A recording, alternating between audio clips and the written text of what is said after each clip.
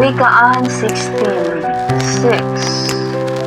Kung minamahal natin ang Panginoon ng may katapatan, patatawarin niya ang ating mga kasalanan.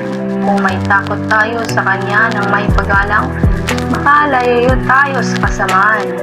Kapag kinalulugdan ng Panginoon ang ating pamumuhay, kahit na ang ating kaaway ay gagawin niyang ating kaibigan. Mas mabuti ang kaunting halaga na pinaghirapan kaysa malaking kayamanang galing sa masamang paraan. Ang tao ang nagpaplano, ngunit nasa Panginoon ang kaganapan nito. Ang haring pinapatnubayan ng Panginoon, palaging tama ang pagpatod. Ayaw ng Panginoon ang dayaan sa kalakalan. Sa mga hari ay kasuklam-suklam ang paggawa ng kasamaan dahil magpapatuloy lamang ang kanilang pamamahala kung sila ay makatuwiran. Nalulugod ang mga hari sa mga taong hindi nagsisinungaling.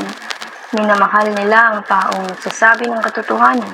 Kapag ang hari ay nagalit, maaaring may masawi. Kaya sinisikap ng taong marunong na malugod ang hari. Hindi pinatay ng hari ang taong sa kanya ay kalugod-lugod. Pinakikitaan niya ito ng kabutihan gaya ng ulan sa panahon ng tagsibol. Higit na mabuti ang magkaroon ng karunungan at ang unawa kaysa magkaroon ng pilak at ginto.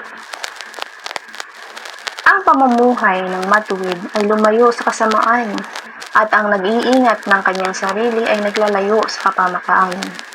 Ang kayabangan ay humahantong sa kapahamakan at ang nagmamataas ay ibabagsak. Higit na mabuti ang mamuhay ng may pagpapakumbaba kasama ang paghihirap kaysa mga namuhay kasama ng mayayabang at makinabahagi sa kanilang pinagnakawan.